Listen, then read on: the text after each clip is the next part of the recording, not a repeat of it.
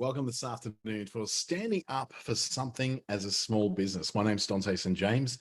This is an important look this afternoon at some of the ways that you can express support for a cause or for a social issue without it burying your brand or burying your business in a really bad way. We've got some examples of some who went horribly wrong, but we've got some fantastic examples as well of times when taking a stand for something went really right for someone as well. Let's get started.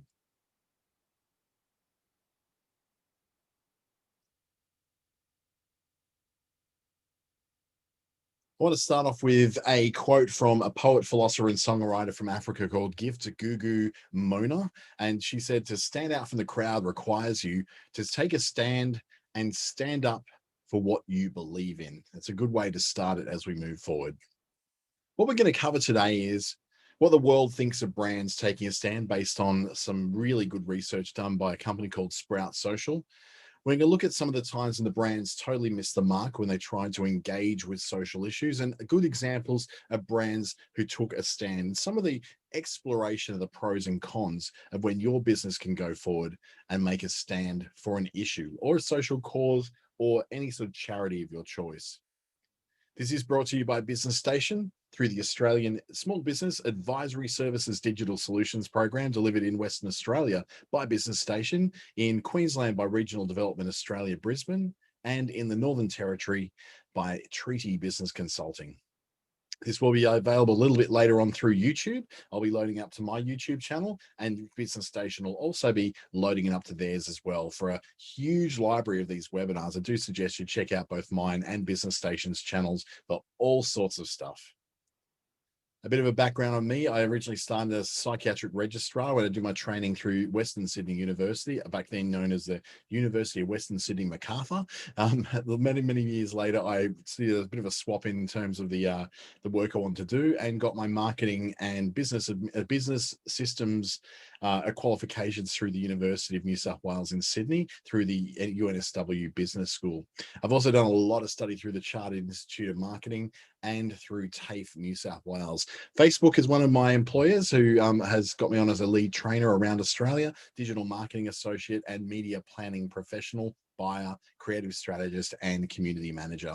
And I've done a lot of work with Google's Digital Springboard program and through the federal government's Be Connected, ASBAS Digital Solutions, and New Enterprise Incentive Scheme programs that have been working with small businesses and startups right around the country.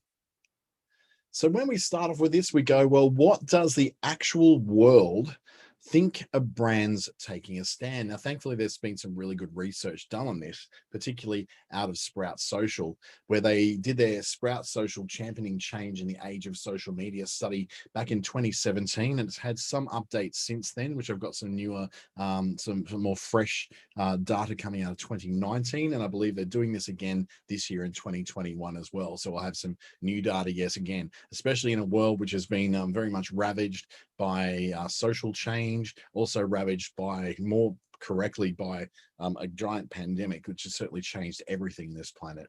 This particular survey was based on a survey of 1,022 US consumers, but given the cultural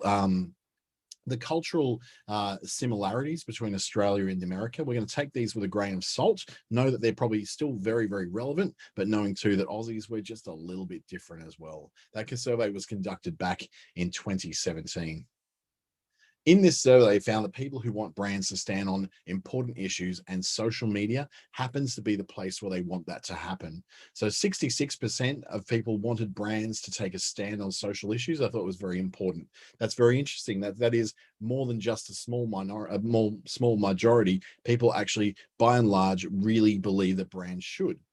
58% of people want this to happen on social media, far more than on television or radio or in any other kind of medium that they could be doing this on.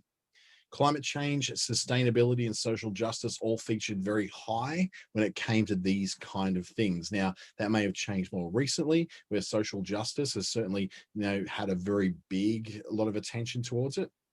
62% will then use a brand based on that stand. We're going to look into a bit more of these stats and what they really mean much sooner. Like, we're not going to just leave those there and say, well, what do we do with that? And look at what they actually mean and how you can work with those.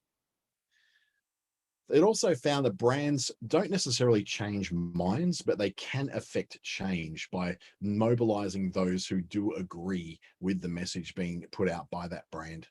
66% of brands rarely or never change their mind. That means that, while we're setting out with campaigns to get people to be aware of things and change their behaviors, that probably won't happen, but it can mobilize those people who do agree with whatever stand you're taking. 39% say that donations are a very effective way of a brand to be able to have an impact in the world. 37% say that brands can get them to actually act when they agree with something that they are saying. When you agree with the position taken up by a particular organization, then you are likely, a little bit more likely than not, to get brands to get you to act. And top actions that the respondents came up with for how brands can affect change is through being part of events and making donations. So if there's events such as climate change rallies, if there's brands such as events such as the Million Men March or the Million Women March, those things in the US, then the actions that can be much more effective by brands or businesses will be to take part in those events or make donations towards those specific causes. What was very, very interesting, that there was a very, very big difference between those who are in different kind of political stages. So if you're a more left-leaning person or a more right-leaning person, in America they call them liberals and conservatives, or Democrats and Republicans, basically. 78% of those who lean more to the left with their political views want brands to stand up for something. So they are very comfortable with the idea that businesses are going to be taking a stand and sharing an opinion that they may agree or not agree with. Now, the funny thing was, within that survey, they actually found that it didn't really matter necessarily with the left leaning whether the business actually supported what they already believed in or not. They just believed that brands should actually stand up and take a stand for some kind of position in society. 52% of those were right-leaning and they wanted brands to stand up. So there's a lot more left-leaning people that want brands to stand up, whereas the right-leaning only just slight majority want brands to stand up, but almost just as many people just want them all to business to sit down, shut up, and just get back to business and stop talking about issues. 82% of those who are left-leaning in their political opinions see brands as being credible when they act on the things they believe in. Yet 45% are on the other side, where Republicans, or let's just say right-leaning people, tend to not be that really greatly affected when they see a business taking a stand. They don't really necessarily see it as necessarily credible of them to do that. They just see that, oh, well, that's a thing. Whereas the left-leaning tend to be very, very strongly opinionated when it comes to, when they see a business or a brand making a stand, they see that as a very credible thing that they're doing when they act on that stand. The key, though, tends to be relevance. So if the issue is relevant to your business or the people in your business or your employees or operations, there tends to be a lot more credibility put on there. People are much more receptive to the message being put across when your business is taking a stand, when it directly directly affects their customers, not their employees, at 47%. Or if it directly impacts their employees, which would be about 40%, and then a little bit lower, their business operations. These are the top three reasons. I've got a few more of those later on that explains a little bit more of that, so you can get a really good solid picture of whether people are actually receptive to the idea of you taking a stand, and what circumstances and relevance is there between your business and the issue at hand, of whether people are receptive to that message. What is overall found, though, is that there are more rewards than there are risks when it comes to this. This is something which big brands and big stories, and we'll have a show of some of the successful things they've done, that have undergone a very large, very big, very intense cost benefit analysis before they went into this. So most reactions to taking a stand tend to be quite positive, that the person could be quite impressed by it, even a little intrigued, but at least engaged. These are all very positive metrics about brands taking a stand. The positive, the impressed, we love that. The intrigued and engaged doesn't necessarily mean that they're in favor of it. Just says, that's really interesting that that brand took that stand. Or it could be just they're engaged enough positively or negatively to have an opinion about it. 28% of people who may be positive, impressed, intrigued, or engaged will publicly praise that business by responding, say, on social media, where they'll make a comment saying, well done, good to see you taking a stand for this. But 20% would publicly criticize the business. So that just alone tells you there's 8% more people who would be, so out of all the people who would actually respond publicly, 28% of those would publicly praise the business, whereas 20% would publicly criticize. Now that's a total of 48%. 52% of people would not comment in either way. They would keep their opinions to themselves. But 48% would actually come back and make some kind of response to that. And well, 28%, there's more of them, would actually praise you than would actually criticize you.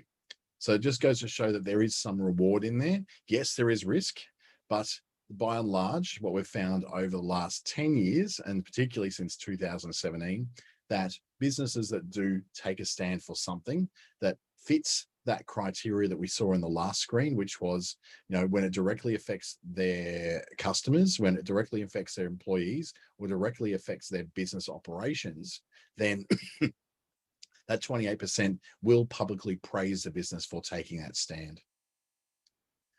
Here's a little bit of stuff from that particular study under the Brands Get Real hashtag. It's showing how important consumers believe it is for brands to take a stand on political or social issues.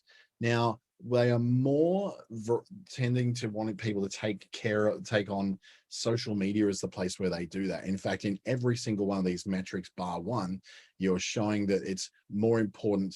It's important to take a stand on social media rather than other channels. The only other place where it was not was where they said it was very important. It was very important for to take a stand on social and political issues overall. So 24% said, yes, it is very important, but 19% said that it's very important to do that on social media. So what we're seeing here is that on the next slide, or the next half of the screen, the consumers are more receptive to brands on social and political issues on social media above other things. In fact, it outdid television and radio, websites, print, newspaper, email, digital advertising, even billboard, direct mail. It's by a pretty good margin there. The most receptive would be when it's delivered through social media. Now we can say why that would be. Well, a lot of that's because social media tends to be that place where things are more real. It's a lot easier for you to, the entry level to it's very easy. The receptivity and the attention that's put on social media these days is very high. Television and radio then are very similar to social media in that they're broadcast mediums that produce a feed of stuff coming through. But when it comes to things like billboards, direct mails, SMS, SMS is just one of those things where I don't think any of us like being invaded by SMS. Email, pretty much that's equivalent of what the open rate of emails is these days, about 21%, which goes to show probably only about 21% of people really want to receive any kind of message in their email apart from what is the absolute must-haves in their work or their life. So we can see that pretty much people are very open to the idea of receiving a position or having communication put across by a business or a brand, showing that they believe in something, they're backing something or supporting something through social media far more than any other medium. So when and how do we get ourselves together to take that particular stand? This is, I guess, where it's going to be very much up to you and in your local community, what is timely and what is appropriate. Sometimes these things are not quite fully timely and appropriate, and sometimes these things will be very appropriate if they're out of market, but if they're too close to home, they might backfire, or the other way around, that your customers and followers may be more concerned if you took up a stand against something which was happening locally rather than something which is out of their market that may seem a little irrelevant to them. What does become very clear, though, is that you need to balance your opinion on what is right against your position to be able to handle the backlash in case it doesn't quite go according to plan, or just be ready to know that there's going to be a bunch of people who don't agree with you, who may be looking at possibly having some kind of backlash or organizing a backlash against you that could maybe affect your business operations. So knowing that there could be a backlash is something you need to be very aware of before you go into take a stand for almost anything. What is right isn't necessarily what is right for your business. So what we try to do is look at it a bit like a Venn diagram. We look at what you believe in against what your customers believe in and what the general public tends to believe in. And we look for a sweet spot right in the middle of all that, where all of those things collide, where both you and your customers, and then also the general public, have something in common that they believe in, that they think you should be taking a stand for. There, of course, are other gray areas. The customers and the public may agree on something that you don't. You and customers may have a certain agreement on something that the general public doesn't, or you and the public may have a lot more of an agreement on something than your customers do. Ultimately, yes, your customers are paying your bills, but your public also form your reputation. They also form your future customers that you don't yet have. So when we look at that, we go, okay, where is the place where you, the customer, and the general public seem to have a movement that tells that story enough that makes you think, yes, this is something that we really need to address or look at. And another way you can find out all these things, and there's many ways you can find them out, is just to ask, making the assumption that you know, because you see what social media says every day about this particular issue, so you definitely know that there's something going on with it. Remembering that we sit in what is called a social media bubble. Social media tends to bring up the issues that we agree with, the things that we react positively to. Say, for instance, if you're a woman, it's assumed that the things that are going to appeal to you are going to be of interest to female equality. If you're a bogan guy in a suburb that's known to be that, and you mostly concerned with pictures of hot chicks and beer, then you're probably going to receive a very different version of what's right to you. So remembering that just because you think that girls in bikinis draped over cars is an appropriate way to advertise your business these days doesn't necessarily mean that your customers nor your future customers or the general public agree that that is appropriate. And in fact, you'll probably find that in this modern world, that in fact is utterly inappropriate, and it's not going to help you in any way, shape, or form as a business. Likewise, taking a stand for something, say, for instance, that you believe in personally, that is very controversial. Let's just say a few years ago, we had the marriage equality plebiscite.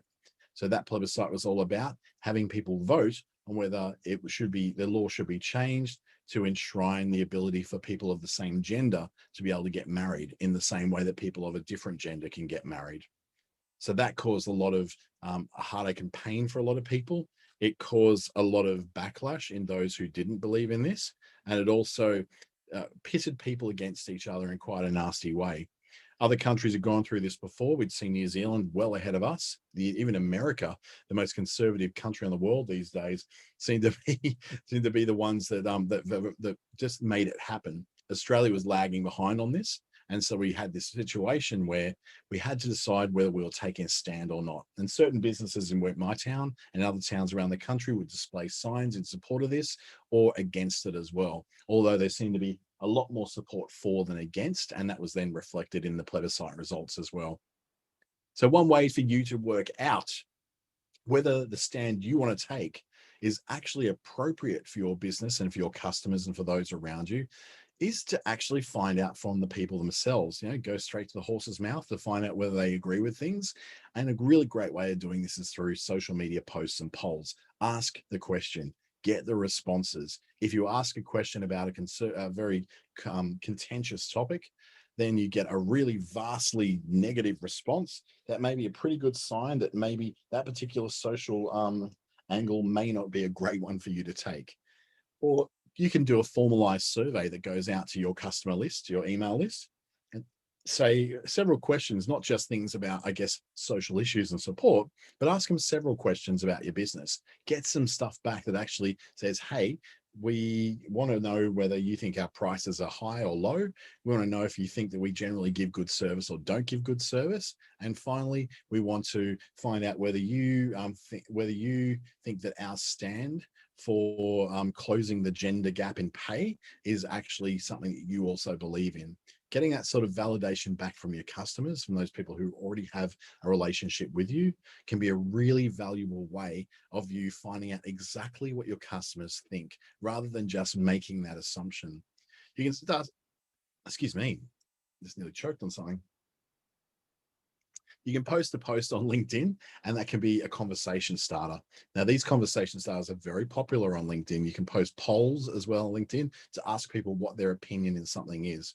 And polls on things like Instagram stories can be very useful as well, depending upon where your particular customer base and followers seem to be. So that's another thing you need to really work out is, where are they? Are they on Facebook? Are they on Instagram, LinkedIn? Are they someone who would be reached better through an email? Or is it something you need to post out and get people to post back to you? I'm probably not recommending that way because it's a little bit slow and a little bit clunky way of doing it. But when you look at these sort of options, you're automatically going to go, I'm doing something more than I did before. Before, I just made assumptions and made the decisions for myself, my clients, and my customers and my followers. Now I'm actually asking what they want. Once you get in the habit of asking what your customers want, it can actually help your business out a great deal by giving you real-time data and opinions back from the people who actually are affected by any sort of changes, statements, or stands you may want to be taking. But relevance is the key. We did see very much so that we had a sort of, I guess, a number of reasons why people would think that it's relevant for you to take a stand on this topic. So what someone asks in their head when they see something like this, where they take a stand, say, for instance, we're talking about the Black Lives Matter movement. If you're posting a particular thing in support of Black Lives Matter, or you're posting something against Black Lives Matter, what happens in the head of your consumers, your customers, your followers, is they'll ask these questions. Why is this business commenting on that? They're looking for a relevant link between you and that particular thing. Now, you may say, well, making the Black Lives Matter thing may not really count, I guess, for this particular case because I'm not American and I don't know any African Americans. Or you could take the stand of saying, well, I may not know any of this, but I thoroughly and totally and utterly agree with the concept of this, that this should be actually addressed. So if you're saying your motive needs to be very clear, why are you commenting on this? That should not be something that anyone has to go to a great deal of trouble to have answered. The answer should be very obvious. Oh, I can see that affects people. They've got a lot of African-American workers with them, or they have a very diverse workplace, or they are selling products to a very diverse customer list. So therefore, it is very relevant for that business to be making a stand for that.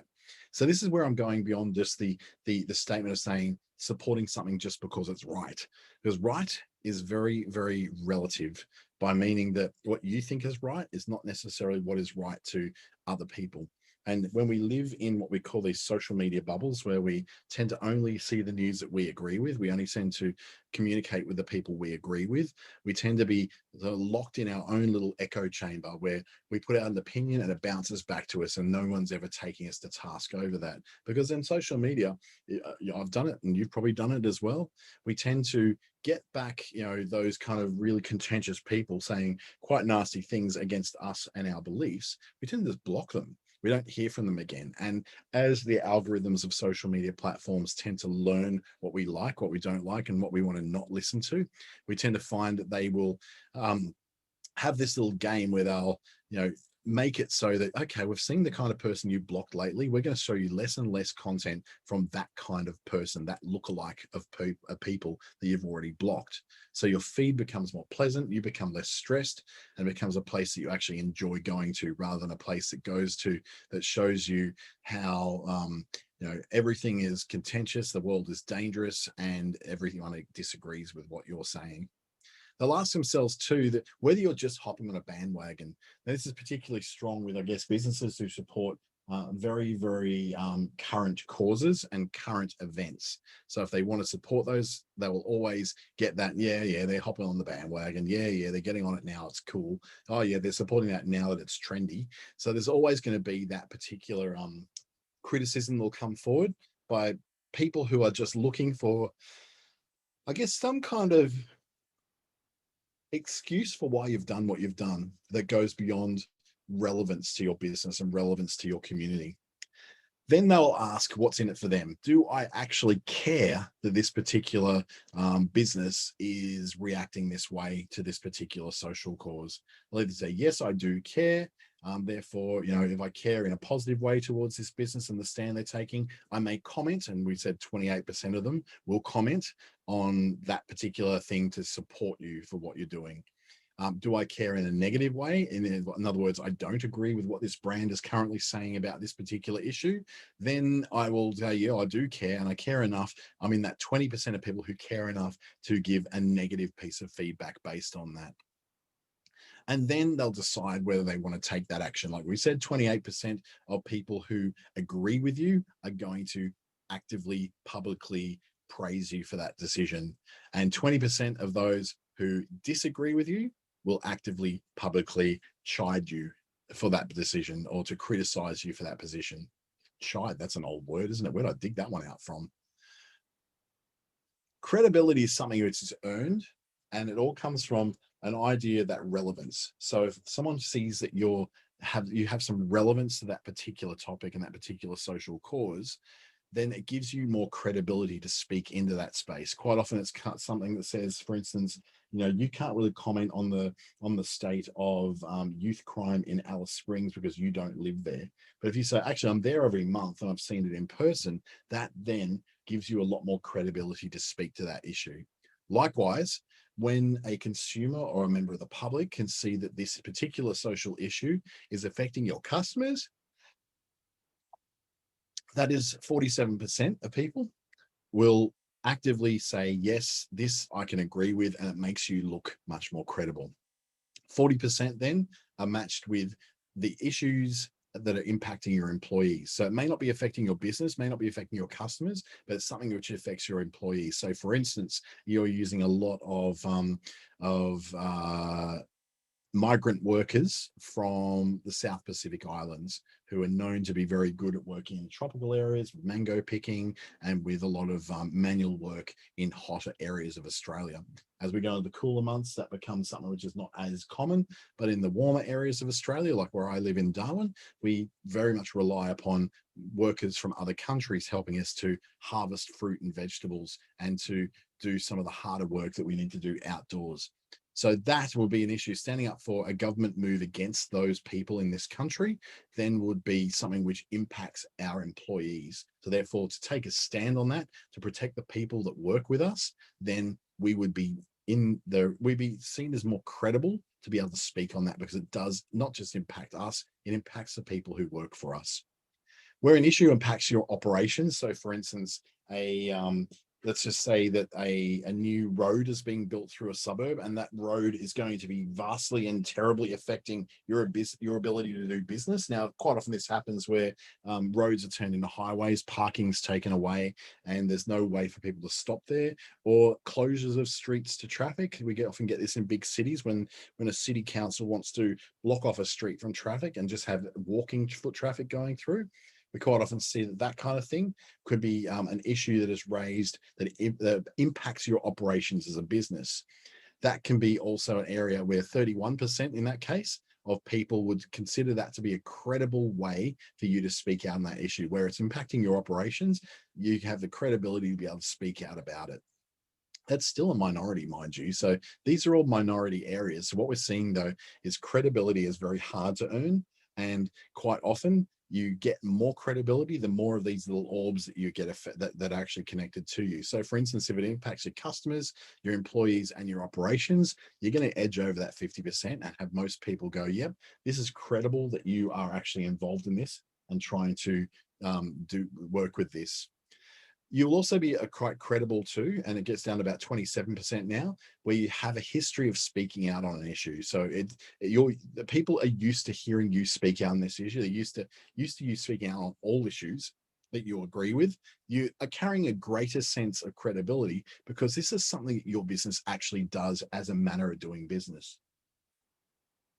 You're not just hopping on one bandwagon and then walking away. You have a strong stand for social justice. You have a strong stand against climate change. You have a strong stand against conservative politics, or a strong stand against liberal politics, whatever the particular issue is that you follow for.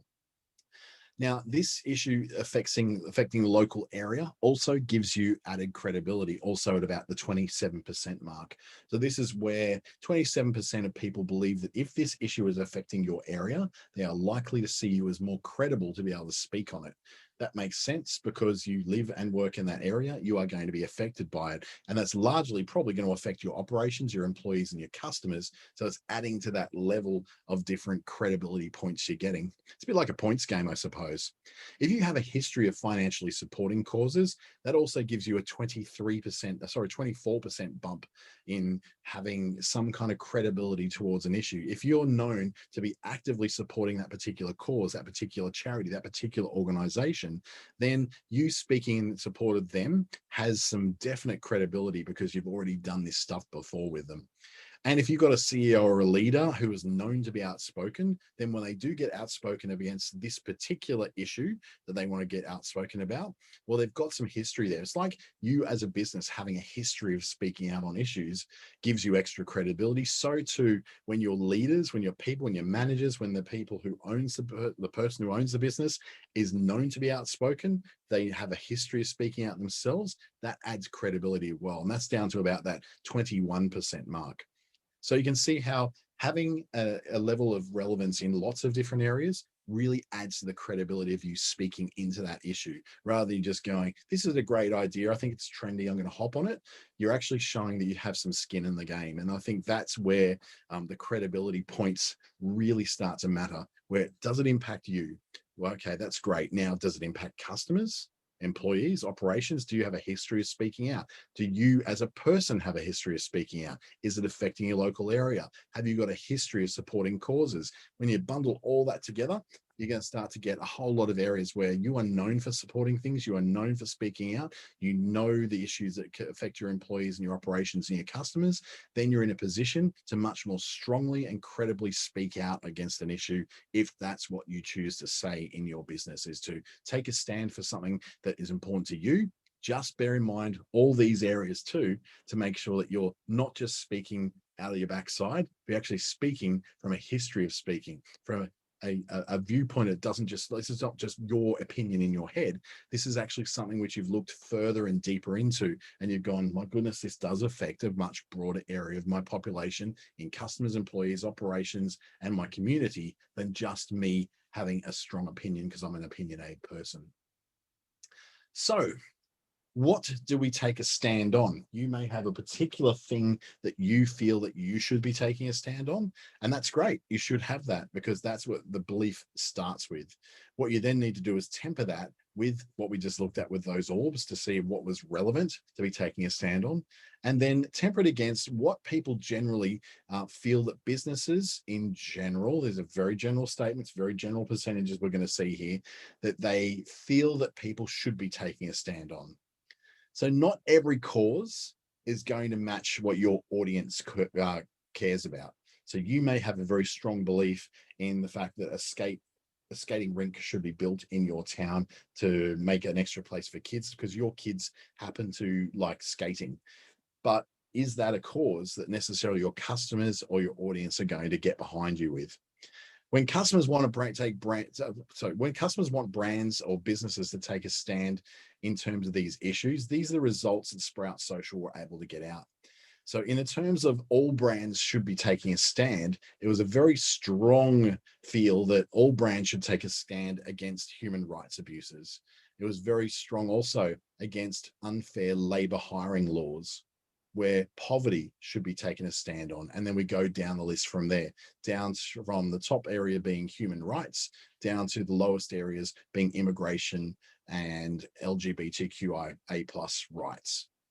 Now, when it became relevant to the products and services, those numbers did change in some cases dramatically. In some cases, they're very much the same. Those who believe, for instance, that you should be supporting LGBTQIA plus rights were very much even between those who thought that, yeah, all brands should take a stand against that, as opposed to only if it relates to their products and services, or no, it's not a brand's place to speak up on that. And I guess that's a very divisive issue. So that's one of the areas where you'd expect that there's going to be a pretty even split between one and the other. But when it comes to gender equality, quite interestingly, that there's 26% of people thought it's not a brand's place to speak about that, or it's only if it relates to products and services. But a lot of people spoke out on that. Yes, all brands should take a stand. Not quite a majority, but very, very close to it. Really believe that businesses should have something to say about this. I've got something to say about that a little bit later too.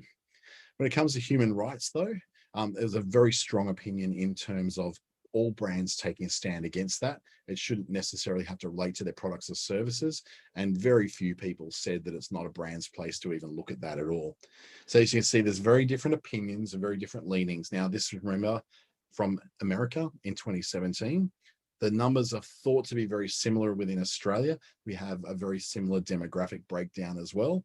We have perhaps not quite the racial breakdown that America has. They're a little bit more racially diverse in America than what we are here, yet it's not that far off. So it's not like we're certainly way off where they are. We have certainly a lot of racial diversity and a very similar age makeup as well. When it comes to having an aging economy, so too is the United States. So age, the breakdown racially, not hugely different, but there are some differences that may lead people to be a little bit more related to race relations in America than what we have in Australia, where we consider ourselves to be a lot more integrated and peaceful in that respect. Not always the case, though. So some of the areas that were taken into account with ANZ decided to take a very strong stand for LGBTQIA plus issues. So they stood very much during Mardi Gras time. They create what they call their gay TMs, which I thought was really quite clever. So they set up their gay TMs in lots of strategic places in Sydney, where very safe places in Sydney tend to be the inner east, inner west, inner city, where the population tends to be very, very in favor of all this, and where Mardi Gras is actually held. So these gay TMs popped up with great designs and all sorts of really cool things and graphics around them in support during the Mardi Gras festival, which happens in March in Sydney. And it was really given a lot of support. The gay community, the gay and lesbian and bisexual, transgender, intersex and allied people's community did tend to be very supportive of this particular campaign. And it was something very different, but it's a very strong stand that they also took. They weren't just taking a stand to say, we're just doing this thing.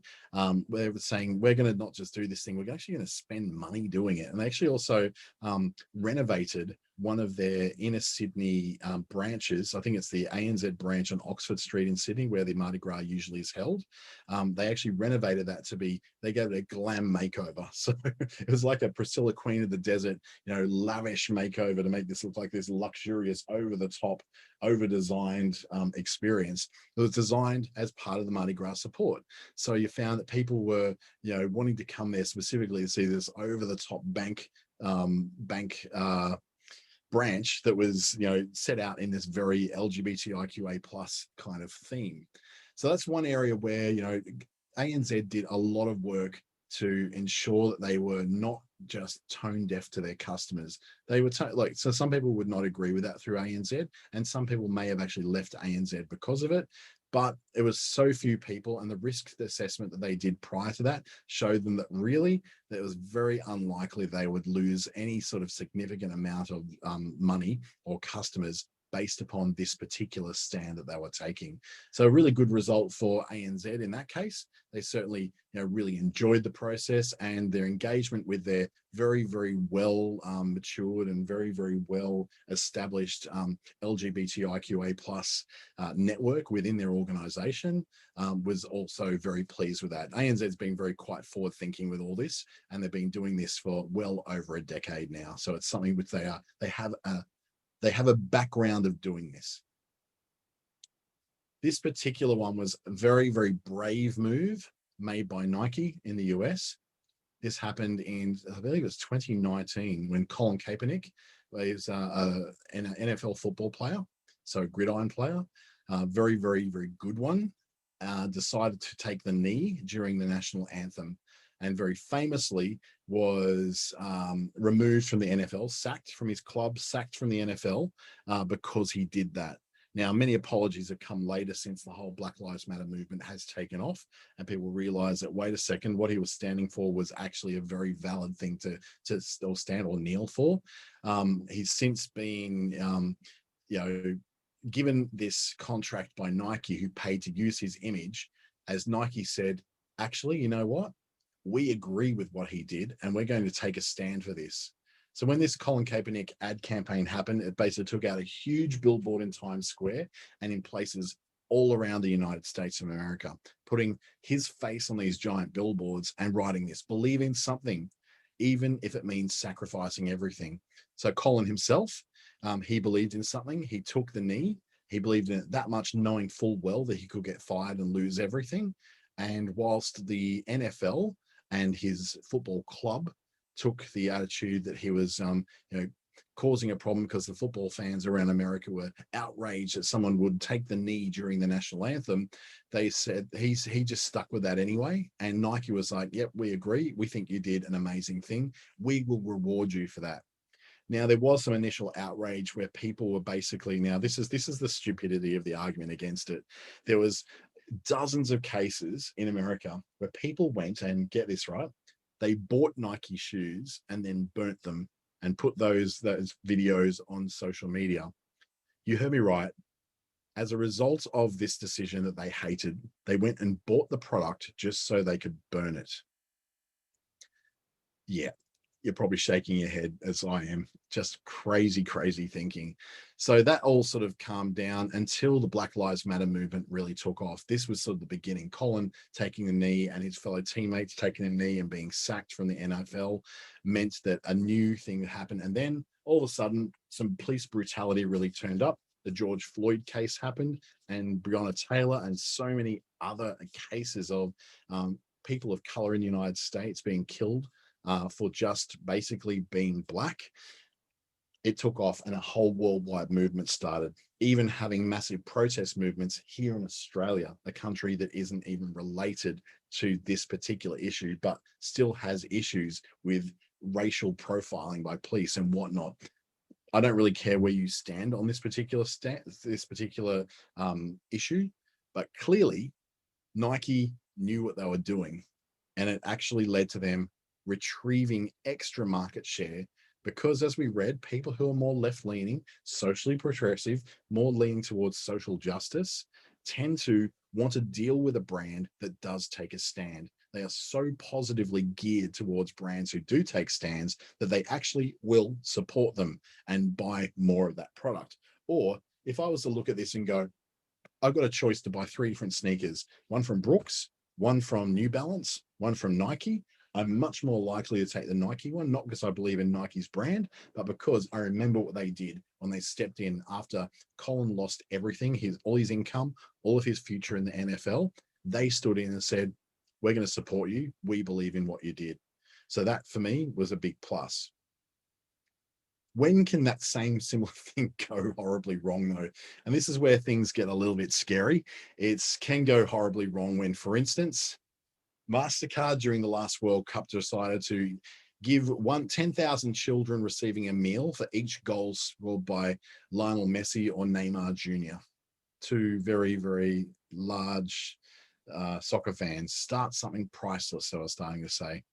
So what they were doing was, essentially, it felt like someone was saying this is a really good idea and we're going to make a big donation, but they then tied it and gamified it to something happening in a particular sports context. So it's saying that instead of helping to feed 10,000 people, what we're going to do is we're going to tie it to a bit of a lottery. If either of these guys happen to score a goal, then there's 10,000. Awesome. They score a second goal, that's 20,000. Third goal, that's 30,000. Wow, look at us. We're donating tons and tons of stuff to the kids who really need that meal. The backlash was absolutely horrific. This was that the backlash was all around the fact that, wait, so if neither of these guys scored goals, you're not going to give anything, but you're going to use this social capital to say, look what we promised to do. Well, they scored 2 goals, only 20,000 children receive a meal. But if 100,000 children are going hungry every night in just, America alone, then what are you actually achieving? Why don't you just donate the stupid meals in the first place? Why does it have to be tied to a nasty little campaign like this? So in this case, these guys, it didn't last long. I think it was around for a week, and they removed it and completely scrubbed the campaign altogether and decided this was not exactly the way to go after the backlash was absolutely horrific. I'd say a bigger mess was made by this girl here, Kendall Jenner, one of the Kardashians. Whilst the Black Lives Matter and police brutality debate was at its peak, just before the mass protests in the United States, just before George Floyd and all that, Kylie Jenner participated in what appeared to be an absolutely tone-deaf ad for Pepsi. So Pepsi decided, they put together this ad which basically said, Pepsi brings people together. Pepsi is able to diffuse tense situations. So Kendall was with a group of friends, and they were walking through an area where there was this dangerous protest going on with people protesting for an unidentified cause. It wasn't really identified of what that cause was, but there was a lot of racial diversity in the crowd. And then there was a line of police at the other end who were there to break up the crowd. There was an intense standoff between the protesters and from the crowd. And then Kendall Jenner walks up to one of the police with a nice ice cold Pepsi, gives the police guy a Pepsi, and next minute everyone's having a party and everyone's going, yeah, go Kendall, go Pepsi. It brings people together. It was trivializing the act of protesting. It was trivializing that the hard work that people of both sides go to bring a problem to the fore, and the police's protect and serve to try and keep the peace in neighborhoods and keep peace in cities. It trivialized that entire process down to, who would have known that all I need to do to affect any sort of social change is walk up to a policeman, be pretty, and be a rich model, and hand over a can of Pepsi. Consequently, this particular campaign was cancelled after, get this, 3 hours. 3 hours after it went to air, it got pulled right across America and the world. And it's now given as probably the most tone deaf and most ridiculous woke washing campaign ever done. Woke washing is kind of like when we say something's whitewashed. If it's been whitewashed because it's been washed over to make sure white people like it, or if it's been blackwashed, it's been washed over to give some sort of impression that it's somehow to help out people of color, or what they call greenwashing, which is look, this contains no plastic, where it contains like tons and tons of styrofoam instead. So it's saying that it doesn't contain this, but it's going to ruin the planet in some other way. That's called greenwashing. This is regarded as woke washing for the people who are considered to be a bit woke. They're awake to all the issues of the world, and they feel like they're very much on top of what those issues are. Woke washing is something which is absolutely hammered by critics of advertising agencies and the media when it gets spotted, and it happens quite a lot. This particular case was a sculpture that was commissioned by a particular fund manager in the US. This is the Raging Bull that's in Wall Street in New York City. So this particular famous statue, which I've actually touched on a tour, it's very much known as the bull market, which is what everybody on Wall Street wants, is a bull market, because that's when everyone's making money. So that's when there's a lot of money being spent, a lot of trading being done on shares, and the value of the share market goes through the roof. This particular statue was the Fearless Girl, was what it was called. And the Fearless Girl was to advertise that there was a fund that they were trying to sell into, which was concentrating on being managed by female fund managers. Now, which sounded like a really good idea. It's like, yep, actually bringing up the status of female fund managers in this particular area, which is generally dominated by aggressive white men, seemed like a really great idea at the time, until it was uncovered that this particular fund manager was done about a month later for underpaying all of its female staff compared to its male staff. So here it was, taking a very strong stand on what it believed was a great social issue, but it was throwing stones in a glass house. It basically hadn't cleaned up its own house before it started putting out a very strong statement about something to the world. So, of course, naturally, that particular fund was then closed, not closed now, but that particular product was then ripped from the market until they went through a thorough overview to go, okay, we need to work out now what the heck is going on? What are you actually doing? Now, when can it go right? When are things more likely to go really right and do the right thing and have the right effect? Well, there's certain campaigns we can draw some inspiration from that have done this so well and done it in such a way that it's just it's a magical thing to be able to see and a magical thing to be able to experience. And those start with the Hey Girls. Now, Hey Girls were making sanitary products for women, so a pack of pads and making tampons and period products for women. So girls in the UK miss school because they can't afford sanitary products. We give a girl or a young woman one pack of pads for every pack you buy. So what it is that if you were to buy a pack of sanitary pads for a woman, then they would then give one to someone who needed that. This was an amazing, amazing idea because what it was opening up the idea that this particular brand wasn't just making money, they were giving something back to the community as well. And it ended up really going in their favor because supermarkets like Tesco and Pavilion in the UK decided they were going to pick up this brand and start selling it in their stores, where this was primarily an online brand. Now these particular companies, these larger distribution companies and supermarkets now wanted to stock this particular product in their stores. They wanted to be associated with this great movement. This really helped Hey Girl go in a great direction. They grew and grew and grew, and then those who partnered with them also grew and grew and grew with them. So this is an example where it can go really right. So when you take a stand for something which is, number one, very, very closely related to what you do, you're actually using your product to solve a problem and tying that to a particular social issues, which is that many girls in the UK miss school because they can't afford those sanitary products. This one went really well for them. Another one that went particularly well is this one. I'm going to hopefully be able to play this video and you'll be able to see it without too much jittering going on. This is about 15 years ago when Dove, the beauty, not so much beauty, but the personal products, like everything from soaps to deodorants to certain levels of cosmetics as well, where they challenged the idea that beauty was something that you could actually see that was more than skin deep, when they saw that actually beauty is something which is very much created. Let's see what this looks like.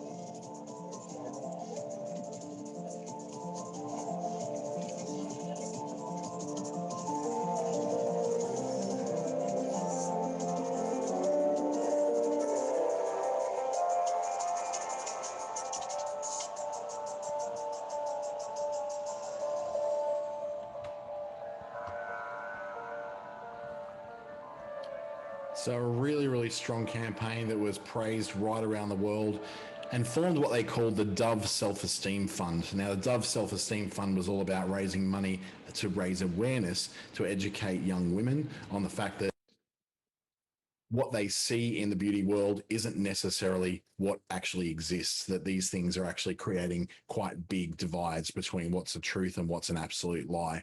So that was a really, and they continue on this day doing very much the same thing of educating women on the fact that things aren't always what they seem in the world, and to help women to feel better about themselves, no matter the shape, size, color of skin that they have. So that's a particular case where it went really, really well. So thank you so much for joining me this afternoon.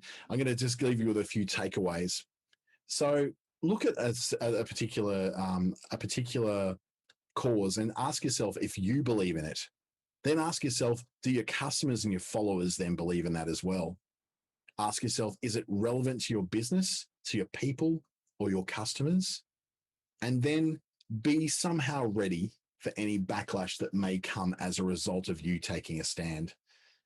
I hope you've really enjoyed this afternoon. It's been one of those important ones that I've done, including a recent one I did on diversity and inclusion in the workplace. I hope that you're able to take some of that you've learned and apply it to your own business and allow yourself to make some really good informed decisions about what to take a stand on and what to consider before you take a stand. Because most of us as small businesses aren't really prepared or ready for the inevitable backlash that could come as a result of taking a stand on a social issue. So thank you so much. My email address, dante@treaty.com.au, or you can reach out and connect with me on LinkedIn, Facebook, or Instagram. I'd love to hear from you. And don't forget, this will be played again through YouTube. It'll be up in the next, let's just say about an hour it'll take me to put it up. So hopefully enjoy that and you have a great weekend. Thank you so much again and have a great weekend, wherever you're going. Make sure you get some rest and have a really nice rest of your Friday.